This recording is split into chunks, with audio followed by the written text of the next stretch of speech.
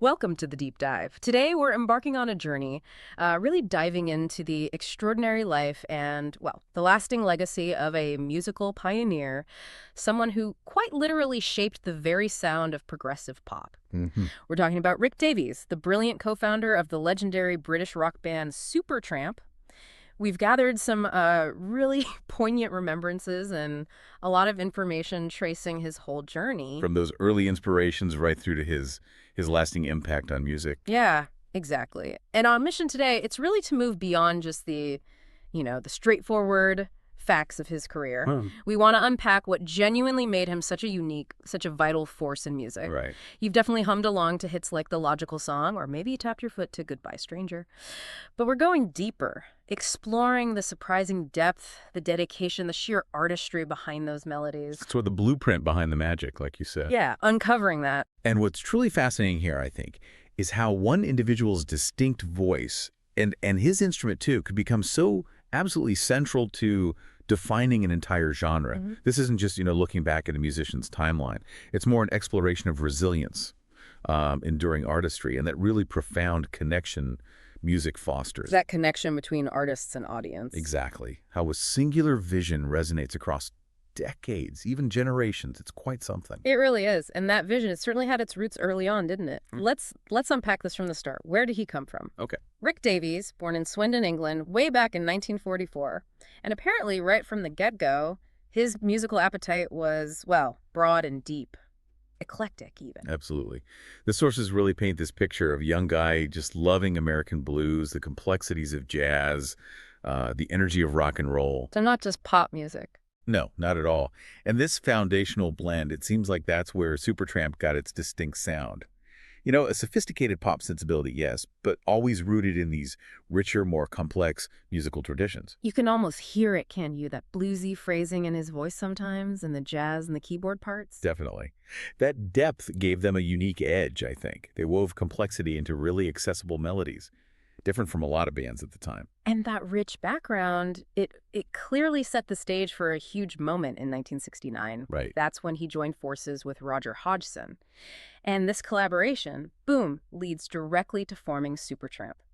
It's amazing to think, two individuals coming together, forging a partnership that would help define progressive pop. It really is. And it was an interesting dynamic, wasn't it? Hodgson brought that more maybe ethereal melodic side. Yeah, the higher voice. Exactly. While Davies grounded it, with his blues and jazz feel, and often a more cynical, observational viewpoint in the lyrics. So contrasting styles, did that cause tension? Well, the sources suggest creative differences, sure, but ultimately it created this synergy. It wasn't about one dominating. Their personalities kind of intertwined to make something new. Pushing each other. Yeah, pushing each other, refining what prog pop could even be. You got the catchy hooks, the big choruses, but also the longer song structures, complex arrangements, philosophical lyrics. But polished, accessible. That was the genius. Yeah. Fusing those worlds, making complex ideas work for a huge audience. Now, when we talk about that Supertramp sound, Rick Davies' contributions were just fundamental, weren't they? Not just songwriting. Oh, absolutely foundational. His essence was woven right into the fabric of their music. And his instrument choice, that played a massive role. Precisely. He was instantly recognizable for two things. First, that incredibly soulful baritone voice. So distinctive, world-weary almost. Tender but cynical, too. Right. And second, his signature Wurlitzer electric piano. These weren't just like added extras. They were central, integral to the band's identity. You hear a few notes of that Wurlitzer and you just know it's Supertramp. Instantly, yeah. And the Wurlitzer, it's different from a grand piano or even a Fender Rhodes. It's got that unique, reedy, almost bell-like quality. Very electric. Cuts through the mix differently. Yeah, it gives the tracks that warmth, maybe a melancholic edge, a texture no other keyboard could quite do. It became like a character in their music. Making them inimitable, really. Yeah. And his influence went beyond just playing, didn't it? He co-wrote and sang lead on some of their absolute biggest, most enduring hits. Oh, absolutely. We're talking about tracks etched into the global consciousness. Curiously, think about The Logical Song with that social commentary. Yeah. Or the rhythm of Goodbye Stranger. Even the optimism of Give a Little Bit. A timeless track. For millions of people, those songs are part of their personal soundtrack, attached to memories. And this is such a key point. It shows how a unique instrument choice, like that Wurlitzer, kind of unconventional for a rock band back then, Yeah, true. combined with that distinct voice and insightful songwriting, can just elevate a band's sound to something truly iconic, memorable. The Logical song is a great example. Intricate arrangement, complex harmonies, that sax solo. But the lyrics hit hard too. Exactly. That lyrical complexity married to an accessible tune, that's his contribution right there. His Wurlitzer wasn't just a piano, it became the Supertramp piano sound. Allowed them to weave sophisticated ideas into a commercial framework so effectively. Nailed it. And that iconic sound, that blend, it just propelled them to massive international fame, especially with Breakfast in America in '79. Oh, Breakfast in America, what an album. Not just a hit, a global phenomenon, right? Won 2 Grammys, sold over 18 million copies worldwide. 18 million, just staggering. It really is a staggering number. It cemented their place, absolutely. But beyond the numbers, why do you think that specific album resonated so incredibly deeply and so broadly? That's a great question. I think, well, the album really captured a moment. And it did it with this uniquely British perspective on American life, American culture. Outsiders looking in. Exactly. Davies and Hodgson observed things like the American dream, consumerism, relationships, with this mix of satire, wistfulness, sometimes real affection. And the production was just immaculate. Incredibly polished, catchy melodies, meticulous musicianship. It was accessible, but smart, sophisticated, but relatable. Articulating universal feelings through that specific cultural lens. I think that's it. Appealing way beyond the U.S. It was brilliantly crafted pop, but it still had that progressive rock depth. But Rick Davies' story, his dedication, it doesn't stop there, does it? What happened after Roger Hodgson left in '83, that really shows his commitment. It absolutely does. And it raises that big question for any band, what happens when a co-founder, especially one so integral to the sound, leaves? Yeah, how do you carry on? The sources make it crystal clear. Rick didn't just continue, he remained the absolute heartbeat of Supertramp. He kept leading the band. Through new albums, tours. Yeah, albums like Brother Were You Bound, Free as a Bird, revivals, countless tours for decades. He really had to step up into that full leadership role. Re-envisioning the sound, almost. Kind of, while keeping that core identity. He was the force keeping their music alive, relevant, long after those huge hits. It really speaks volumes about his resilience. And his commitment to the legacy. He wouldn't let it just fade away. Exactly. His vision was strong enough to carry the band forward. It really paints this picture of someone who just lived and breathed the music. Are there any stories that capture that spirit, especially in those tougher post-Hodgson years?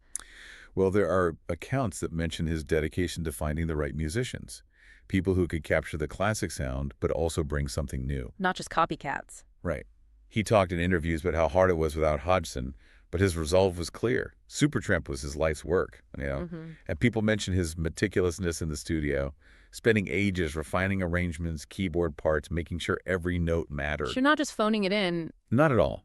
It was about ongoing creative evolution, driven by his vision for the band's future. Even with all that fan expectation hanging over them, he felt a responsibility to the name, to the fans. That sense of responsibility, that resilience, it's really inspiring. And even though that planned 2015 reunion tour had to be canceled because of his health. Yeah, that was sad news for fans. His spirit clearly stayed strong. He never stopped honoring and protecting that incredible musical legacy he helped build. It's just total commitment. Absolutely. So what does this all mean for that legacy? It's huge. The sources share the sad news, the poignant news that Rick Davies passed away on September 5th, 2025 at his home in Long Island. He was 81. Yeah, the end of an era for sure. Definitely not the end of his music's impact, though. No way.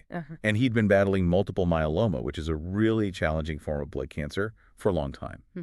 So it's just a profound testament to his strength, his tenacity, his sheer love for music, that he kept working for so many years despite that. Imagine the fortitude needed to live with that illness and still lead a band tour. Incredible. His dedication shines through, even in adversity, a true artist's commitment right to the end. His bandmates shared a really beautiful sentiment, didn't they? Acknowledging that deep bond. We had the privilege of knowing him and playing with him for over 50 years. Lovely words. And they offered condolences to his wife, Sue. And it wasn't just his bandmates. You saw tributes pouring in from fans, fellow musicians all over the world, sharing memories, appreciation. It shows how wide his influence was. It really does. And what's compelling is they're honoring him Not just for the music, the amazing songs, Right. but also for his warmth, his resilience, that unwavering dedication to his craft and the people around him. So his impact went beyond just the notes and lyrics. Absolutely. It was about the character, the spirit, the artistry behind it all. He left a mark not just on our ears, but, on hearts too. He built a community around Supertramp. That ability to connect, even with introspective lyrics, was pretty extraordinary. He really did gift us more than just songs. It's a whole tapestry of emotions, memories tied to those melodies, those harmonies. They'll live forever. Without a doubt. His voice, his piano, his passion, it's going to keep inspiring musicians and listeners for, well, decades to come. His legacy is just embedded in the soundtrack of modern life. That blend of the sophisticated and the relatable was his unique gift. So as we wrap up this deep dive into Rick Davies, it's just so clear. He was way more than a musician, an architect of sound, a resilient leader, an enduring presence in popular music. His unique blend of talent and pure tenacity forged a sound that just keeps resonating with millions, a sound of progressive pop. And his story, it really reminds us that true artistry isn't just about those initial creative bursts, is it? It's also about sustained dedication, that relentless work ethic. And the courage to carry it forward. Exactly, the courage to carry a vision forward, even through tough times. That commitment is often what cements a legacy, turns a band into something enduring. Rick Davies absolutely epitomized that. So next time you hear a Supertramp song, and you will, because they are timeless, just take a moment. Really listen for that Wurlitzer, that soulful baritone. Yeah. It's Rick Davies pouring his heart and soul into every single note. A master craftsman. And it kind of makes you wonder, doesn't it? What lasting personal soundtracks are being created around you right now? And what unique defining element might give them their timeless power? Interesting thought. What small contribution today could echo through generations, becoming part of someone's life's melody?